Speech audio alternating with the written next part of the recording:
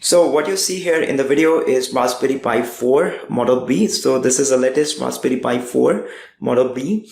And if you want to use this Raspberry Pi 4 for the Raspberry Pi lessons in the coming tutorials, then you want to know that what is a Raspberry Pi 4 and how it is different from Raspberry Pi 3. Aesthetically, it's a bit different as compared to Raspberry Pi 3.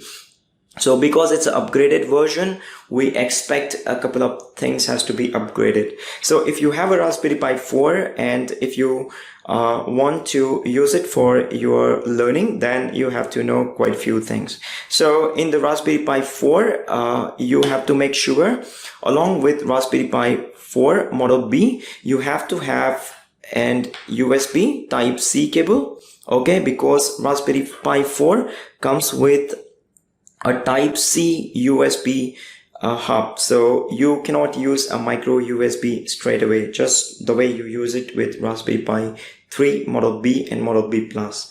Another thing is with Raspberry Pi 4, you have a two micro HDMI. Okay, and for this, you cannot connect the full HDMI cable of your monitor or a television straight away to Raspberry Pi 4 Model B. So that's why you have to have this kind of a connector, which is full HDMI to a micro HDMI converter, right? So this kind of connector you can easily buy from the market, and then you can like disconnect. So you can use this and connect it like this, okay, to HDMI 0. Okay, and now you can connect HDMI monitor straight away to this connector to your Raspberry Pi 4. And regarding this USB cable, which you need is Type-C USB cable, and you can see it is a bit different when it connects to Raspberry Pi 4, because let me show you. In Raspberry Pi 4,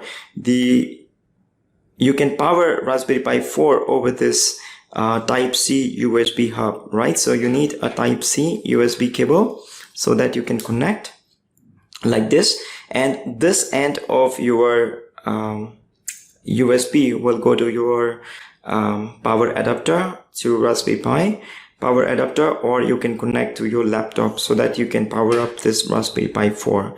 So this is it. If you are using Raspberry Pi 4, then make sure you have the Type-C USB cable, and you have to have this connector in order to work with Raspberry Pi 4.